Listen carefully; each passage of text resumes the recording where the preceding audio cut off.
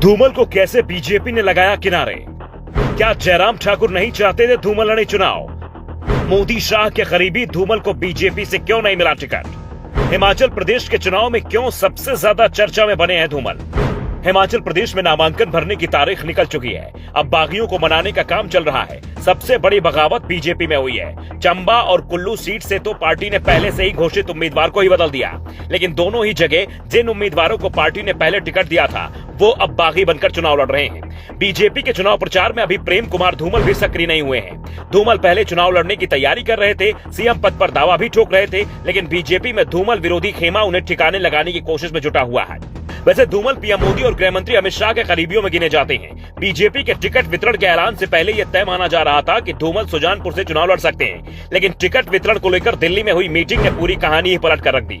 बैठक में हिमाचल बीजेपी प्रभारी सौदान सिंह ने कहा, धूमल वरिष्ठ नेता हैं, इसलिए उनकी उम्मीदवारी को लेकर इस बैठक में कोई चर्चा नहीं की जाएगी। इस पर फैसला सीधे पार्लियामेंट्री बोर्ड करेगा।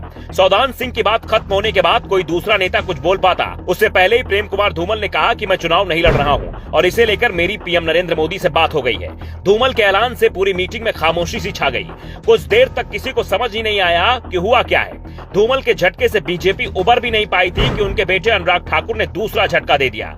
अनुराग ठाकुर ने ऐलान कर दिया कि चुनाव में बीजेपी को बहुमत मिलने के बाद तय किया जाएगा कि किसे सीएम बनाया जाएगा। जयराम ठाकुर अकेले सीएम पद के दावेदार नहीं है। धूमल के चुनाव न लड़ने से बीजेपी की मुश्किलें बढ़ती दिख रही हैं, क्योंकि बीजेपी के स्थापना के बाद से जब भी हिमाचल में विधानसभा चुनाव हुए, धूमल परिवार से कोई न कोई उम्मीदवार जरूर चुनाव मैदान में उतरा। ये पहला मौका है जब चुनाव मैदान में धूमल परिवार का कोई सदस्य नहीं है, लेकिन बीजेपी की ओर से चुनाव अभियान में अभी भी सबसे ज्यादा चर्चा प्रेम कुमार धूमल की हो रही है। सवाल पूछे जा रहे हैं, क्या बीजेपी ने धूमल को घर बैठा दिया है? धूमल 78 साल के हो चुके हैं, क्या उम्र के चलते उन्हें किनारे लगा दिया गया है? सवाल ये भी उठ रहे हैं, क्या बीजेपी धूमल का चुनाव प्रचार के लिए पूरे हिमाचल में इस्तेमाल करेगी या फिर उन्हें 1 दर्जन सीटों पर ही प्रचार का जिम्मा दिया जाएगा? अभी ये साफ नहीं है। हाँ, बीजेपी ने अपने स्टार प्रचारकों की सूची में धूमल को जरूर जगह दी है और पार्टी उन्हें हेलीकॉप्टर भी उपलब्ध करा सकती है।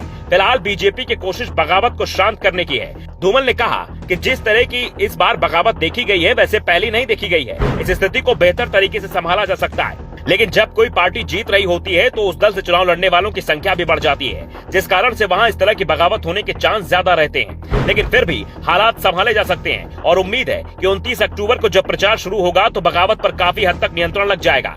सभी एकजुट होकर चुनाव लड़ेंगे। मेरा जहां भी पार्टी इस्तेमाल करना चाहेगी, मैं चुनाव प्रचार करने को तैयार हूं। धूमल ने दावा किया है कि पीएम मोदी के नाम पर हिमाचल में बीजेपी की सरकार रिपीट होगी।